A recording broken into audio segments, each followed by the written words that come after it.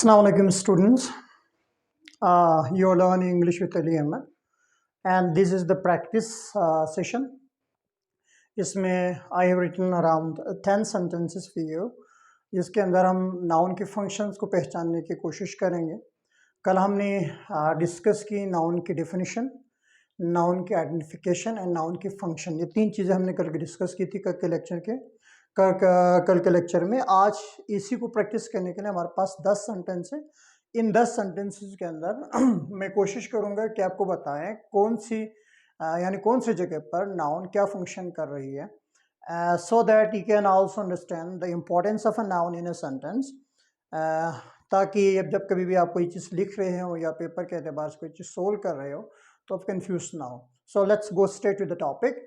Identify the functions of a noun in the following sentences. ये हमारे पास title है, इसमें बताया गया कि नीचे दिए हुए सेंटेंसेस के अंदर जो नाउन है उसका अपने फंक्शन बताना है कि वो स्पेसिफिक वही नाउन क्या फंक्शन करे सेंटेंस के अंदर। Now coming to the first sentence, mister Akram bought a beautiful yacht. Mister Akram bought a beautiful yacht के अंदर मिस्टर अकरम क्या है? तो हमने कल डिस्कस की थी कि किसी भी जगह पे किसी भी सेंटेंस में अगर आपने नाउन को पहचानना हो तो नाउन को पहचानने का तरीका बहुत आसान था। यानी अगर आपने देखना हो कि ये सब्जेक्ट के तौर पर काम कर रहा है तो हमें पता था सब्जेक्ट में ये व्हाट और हु का आंसर देता है,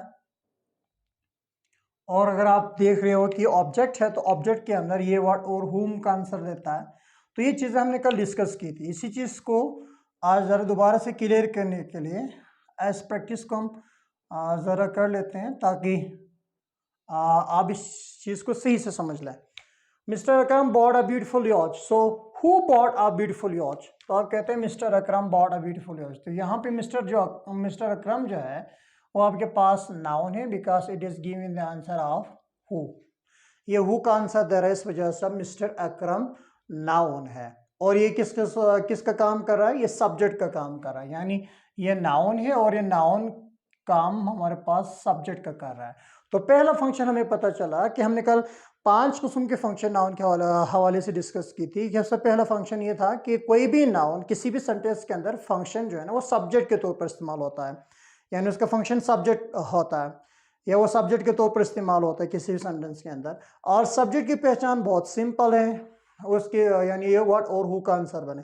और इसके अलावा कल लेक्चर में मैंने आपको ये भी बताया था कि कोई भी चीज़ जाके आपके पास सब्जेक्ट नहीं बन सकते जब तक वो नाउन हो, प्रोनाउन हो, नाउन फ्रेज हो, नाउन क्लॉज हो या नाउन इक्विवेलेंट हो। तब तक इन 5 में से कोई हो तब जाके नाउन बन सकता है, अदरवाइज बाकी पार्ट्स ऑफ स्पीच नाउन नहीं बन सकता। ये हमने कल डिस्कस की थी। Mister Akram bought, mister Akram ने खरीदा, क्या खरीदा? A beautiful yacht. तो यहाँ पे यॉच हमारे पास नाउन है। ये यॉच जो है ना व्हाट का फिर से आंसर दे रहा है, लिहाजा इट इज अ नाउन। ये नाउन है और ये ऑब्जेक्ट का काम कर रहा है, it is working as an object. और ब्यूटीफुल क्या है, क्या है, वो आगे क्लास के अंदर हम जरा इसको डिटेल में जाकर डिस्कस करेंगे। फिलहाल के लिए हमें सिर्फ नाउन को पहचानना है, एडजेक्टिव हमारा काम नहीं है। एडजेक्टिव हम एडजेक्टिव वाले उसके अंदर डिस्कस करेंगे। फिलहाल के हम सिर्फ स्पेसिफिक नाउन तक ही महदूद रहेंगे। दूसरे सेंटेंस में वही सेम चीज पूछे, mister Akram my friend is a businessman. Who is mister Akram? My friend mister Akram. तो यहाँ पे mister Akram my friend same बंदा है, अलग अलग बंदे नहीं है। यानी मिस्टर अकरम जिसकी हम बात कर रहे हैं वो मेरा दोस्त भी है और मेरा दोस्त ही मिस्टर अकरम है। तो यहाँ पे हमें याद रखनी पड़ेगी मिस्टर अकरम नाउन है और माय फ्रेंड इससे रिलेटेड इंफॉर्मेशन देने की वजह से एडिशनल इंफॉर्मेशन दे रहा है इस हवाले से, लिहाज इसको नाउन अपोजिशन के नाम से जाने जाता है। यानी ये इसके हवाले से ये जो माय फ्रेंड है वो मिस्टर अकरम के हवाले से मजीद इंफॉर्मेशन दे रहे, इसको हम नाउन अपोजिशन कहते हैं। इसको नाउन अपोजिशन कहते हैं, यानी नाउन से मिला हुआ दूसरा नाउन।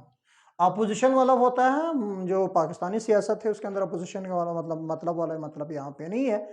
यहाँ पे अपोजिशन मतलब होता है जुड़ा हुआ, मुख्तलिफ नहीं है, एक दूसरे से इख्तलाफात नहीं करते हैं, एक दूसरे के खिलाफ नहीं बोलते, बल्कि एक दूसरे के साथ जुड़ा हुआ है। Mister Akram my friend, mister Akram जो कि मेरा दोस्त है, इज आ बिजनेसमैन, वो एक बिजनेसमैन है। अब मुझे बताया बिजनेसमैन, आपको बताया यहाँ पे नाउन है। अब मुझे बताना है कि बिजनेसमैन कौन सा नाउन है, यानी को इसका फंक्शन क्या है, बिजनेसमैन। तो आपको पता है बिजनेसमैन जो आपके पास है वो फंक्शन कर रहा है किसका, ऑब्जेक्ट का। मिस्टर अकरम इज व्हाट, तो मिस्टर अकरम क्या है, बिजनेसमैन है। तो बिजनेसमैन ये वर्ड का तो आंसर दे रहा है। तो क्या वर्ड का आंसर देने का मतलब ये है कि हमारे पास ऑब्जेक्ट है? नहीं, ये ऑब्जेक्ट नहीं है। कल भी हमने डिस्कस की थी, जब कभी भी लिंकिंग वर्ब होते, लिंकिंग वर्ब के बाद आने वाला नाउन वर्ड का आंसर तो दे सकता है, लेकिन वो यानी रिसीवर ऑफ एन एक्शन नहीं होता, वहां पे वो कॉम्प्लीमेंट होता है उस नाउन का जिसके हवाले से हम शुरू में डिस्कस कर रहे हैं। यानी मिस्टर अकरम की ये कॉम्प्लीमेंट के तौर पर इस्तेमाल हुई है। यानी ये जो बिजनेसमैन है वो इसका कॉम्प्लीमेंट, इसी वजह से हम इसको सब्जेक्ट कॉम्प्लीमेंट कहते हैं।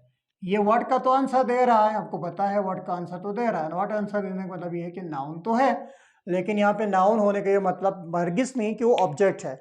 ये आपके पास नाउन जो है ना वो आपके पास सब्जेक्ट कॉम्प्लीमेंट है। तो आपने याद रखनी है सब्जेक्ट कॉम्प्लीमेंट बी वर्ड का आंसर दे सकता है, वर्ड का आंसर दे सकता है। और बाज़ औक़ात हु का भी आंसर, होम का भी आंसर दे सकता है। लेकिन सब्जेक्ट कॉम्प्लीमेंट में हमने दो चीज़ें डिस्कस की थी, एक तो ये हो सकता है कि नाउन हो सकता है, दूसरी बात आपको कल बताई थी ये आपके पास एडजेक्टिव भी हो सकता है। यानी सब्जेक्ट कॉम्प्लीमेंट दो ही चीज़ें हो सकती है, या वो नाउन होता है या वो एडजेक्टिव होता है। लेकिन ऑब्जेक्ट, एडजेक्टिव ऑब्जेक्ट नहीं बन सकते। ऑब्जेक्ट बनने के लिए शर्त है कि उसको नाउन होना चाहिए, अदरवाइज ऑब्जेक्ट नहीं बन सकते। ये एक डिस्कशन हमने कल दोबारा की थी, फिर भी आपको एक रिविजन दे रहे, रिवाइज कर रहा हूँ ताकि आपके जहन में चीज़ रहे।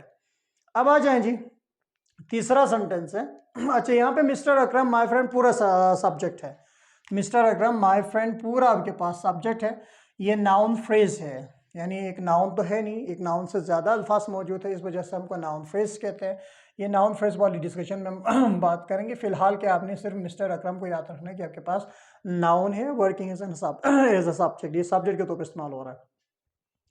अब तीसरा सेंटेंस है mister Akram leaves in America with his family. अब सवाल ये है हु लीव्स इन अमेरिका। अब हु का आंसर दे रहा है मिस्टर अकरम, तो ये आपके पास नाउन हुआ, और नाउन इज इक्वल टू ये फंक्शन कर रहा है सब्जेक्ट का। हमें पता है लीव्स ऐसा वर्ब है जिसको ऑब्जेक्ट की जरूरत नहीं पड़ती। आगे हम भी डिस्कस करेंगे सेंटेंस स्ट्रक्चर में इन चीज़ों को, यानी किस किस्म के वर्ब को ऑब्जेक्ट चाहिए, किस किस्म के वर्ब को ऑब्जेक्ट नहीं चाहिए, वो डिस्कशन बाद हमारे पास आएंगे आगे।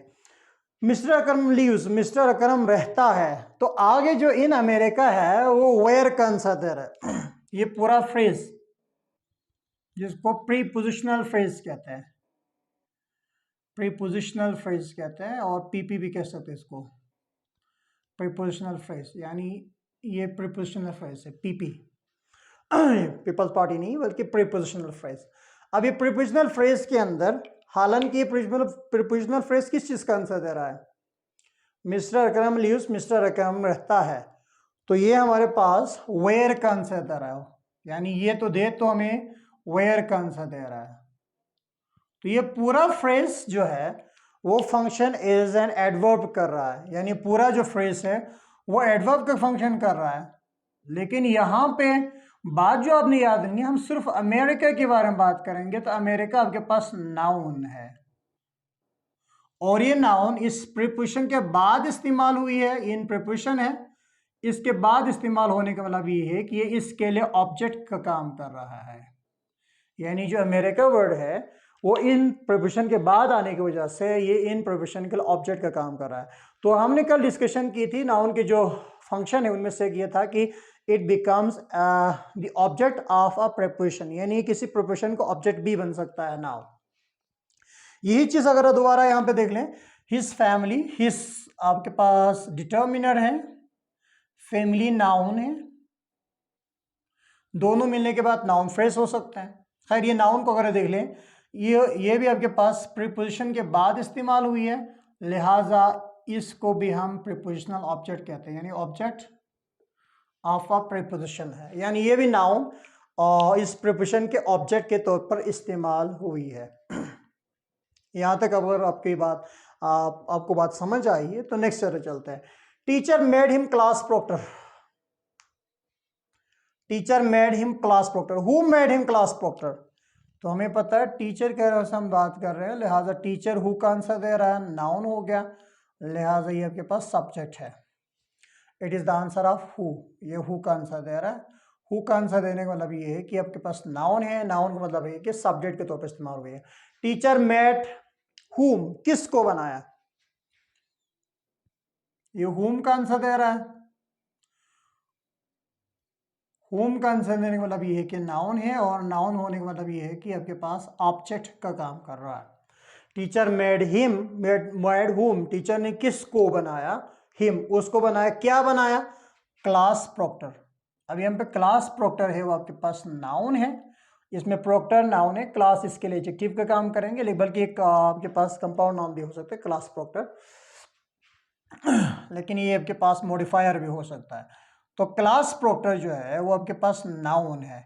अगर ये नाउन के मतलब क्लास प्रोक्टर कौन है, हिम, हिम क्या है, क्लास प्रोक्टर, इस वजह से ये नाउन यहाँ पर ऑब्जेक्ट कॉम्प्लीमेंट का काम कर रहा है। यानी ये यहाँ पे इस्तेमाल हमने इसलिए की ताकि ऑब्जेक्ट की मीनिंग कंप्लीट हो, वरना ही मेड हिम या टीचर मेड हिम, टीचर ने उसको बनाया, हमें नहीं पता क्या बनाया। जब तक क्लास प्रोक्टर ना कहे, कैप्टन ना कहे, या कोई और वर्ड जो आप बनाना चाहते हैं वो जब तक न कहे, तब तक मीनिंग मुकम्मल नहीं हो रही। लिहाजा जो क्लास प्रोक्टर है वो हिम के रिलेशन में, हिम ऑब्जेक्ट है, इस वजह से हम इसको ऑब्जेक्ट कॉम्प्लीमेंट कहते हैं। यहाँ तक अगर बात समझ आई हो, नेक्स्ट आ जाते हैं। हु आर वेरी एक्साइटेड, तो हु का आंसर देने की वजह से हमने कल भी डिस्कस की थी कि ये pronoun is equal to noun is equal to pronoun होता है। तो ये प्रोनाउन है, हु का आंसर दे रहा है, सब्जेक्ट बन गए, ये हु का आंसर दे रहा है, तो ये प्रोनाउन है और ये सब्जेक्ट बन गए, यानी who is equal to, sorry pronoun is equal to noun है, ये सब्जेक्ट बन गए।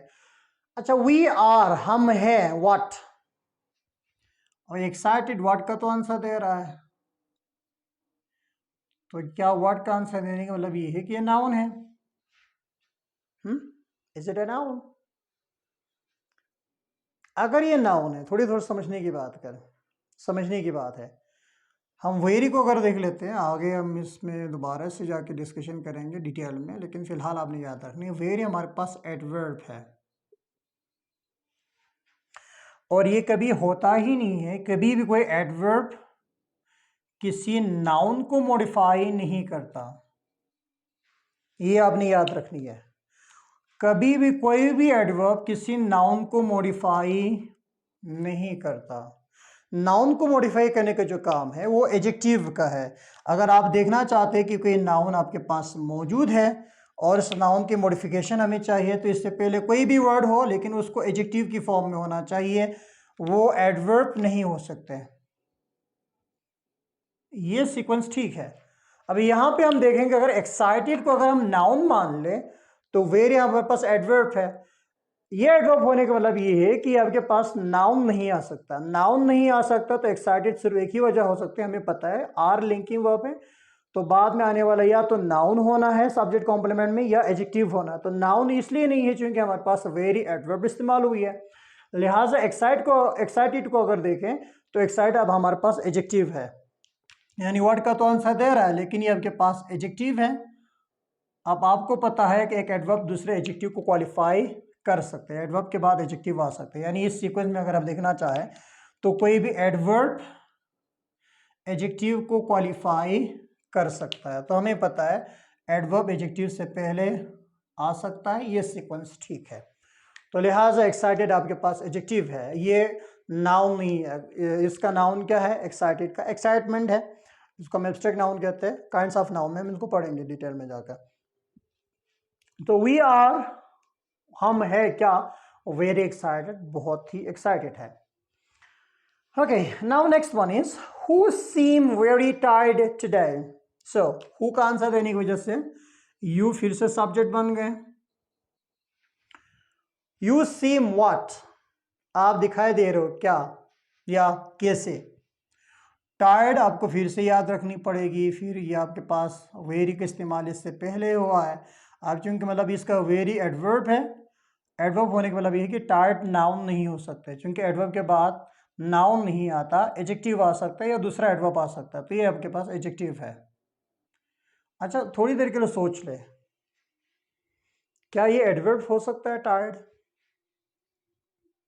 मिसाल के तौर पर हम इसको ज़रा देखना चाहें, क्या ये एडवर्ब हो सकता है? अगर इसको हम एडवर्ब मान लें थोड़ी देर के लिए, तो क्या ये सेंटेंस इस तरह बन सकता है, यानी वेरी टायर्ड। आपको पता है एडवर्ब एडवर्ब को तो क्वालिफाई करता है, ये वेरी अगर एडवर्ब है तो ये टायर्ड भी तो एडवर्ब हो सकता है ताकि इसको क्वालिफाई करे। लेकिन आपको बात जो याद रखनी है, एडवर्ब किसी वर्ब को क्वालिफाई करने के लिए आता है, किसी दूसरे एडवर्ब को क्वालिफाई करने के लिए आता है, या किसी एडजेक्टिव को क्वालिफाई करने के लिए आता है। ये तो एडवर्ब है इसके लिए, लेकिन क्या इसको एडवर्ब बनाने के लिए, क्या इसको अगर हम कंसिडर करें ये एडवर्ब है तो इसके बाद वर्ब होना चाहिए, वो नहीं है। एडजेक्टिव हो, वो नहीं है। इसके अलावा कोई दूसरा एडवर्ब हो, वो भी नहीं है। ये तो एडवर्ब हो सकता है, लेकिन इसका एडवर्ब होने के लिए कम से कम इसमें वर्ब या एडजेक्टिव का होना ज़रूरी है। ये दोनों चीज़ें मौजूद नहीं है, लिहाजा ये एडवर्ब नहीं हो सकता है। दूसरी बात, अगर यहाँ पे हम सीम को देख ले तो सीम वो वर्ब है जिसके अंदर कोई एक्शन दिखाई नहीं देता है। ये लिंकिंग वर्ब, जिस तरह is am are linking verb है, इसके फौरन बाद नाउन या प्रोनाउन यानी एडजेक्टिव आए तो लिंकिंग वर्ब होता है। इसी तरह सीम भी लिंकिंग वर्ब है। तो लिंकिंग वर्ब होने का मतलब ये है कि हमारे पास कॉम्प्लीमेंट चाहिए, यानी इसके आगे जाके हमें कॉम्प्लीमेंट चाहिए। तो कॉम्प्लीमेंट बनने की खूबी सिर्फ एडजेक्टिव और नाउन के पास होता है, एडवर्ब के पास नहीं होता। लिहाजा इस वजह से टायर्ड एडवर्ब नहीं हो सकते। अब यू सीम, टायर्ड, टायर्ड फिर से एडजेक्टिव, ये आपके पास एडवर्ब है। तो यहाँ पे कहने का मतलब ये है कि टायर्ड आपके पास कॉम्प्लीमेंट के तौर पर इस्तेमाल हुई है, एडजेक्टिव कॉम्प्लीमेंट के तौर पर इस्तेमाल हुई। यहाँ पे नाउन कोई इस्तेमाल नहीं हुई, लेकिन जो टुडे है वो नाउन तो है, लेकिन ये व्हेन का आंसर देने की वजह से फिर से ये एडवर्ब है, ये एडवर्ब ऑफ टाइम है। नेक्स्ट जरा देख लें, वो भी बहुत इंटरेस्टिंग है। Who is married, my friend is married. तो फ्रेंड हु का आंसर दे रहा है, माई इसी के लिए डिटर्मिन कर रहा है किसके फ्रेंड है, तो मेरी फ्रेंड है। डिटर्मिनर हो गया, या इसको एडजेक्टिव, पॉसेसिव एडजेक्टिव भी कहते हैं। लिहाजा ये नाउन है, working as a subject, is linking verb हो गया। माई फ्रेंड इज क्या है, उसकी स्टेट बयान करनी है। तो मेरिड, मेरिड अब यहाँ पे नाउन नहीं हो सकते, मेरिड इज एन एडजेक्टिव। आपको पता है वर्ब की थर्ड फॉर्म एडजेक्टिव के तौर पर इस्तेमाल होता है, नाउन के तौर पर कभी इस्तेमाल नहीं होता है। लिहाजा ये भी कॉम्प्लीमेंट है, ये भी आपके पास सब्जेक्ट कॉम्प्लीमेंट है। It is also subject complement, this one is also subject complement, this is also subject complement. Now, who addressed the nation last night? The PM. ये आपके पास सब्जेक्ट है because it is given answer of who, noun हो गया, it is working as a subject. The PM address whom, किन से मुखातब हुए, किन को खिताब किया, the nation, because it is given the answer of whom, लिहाजा नाउन हो गया, वर्किंग एज एन ऑब्जेक्ट, अभी ऑब्जेक्ट का काम कर रहा है।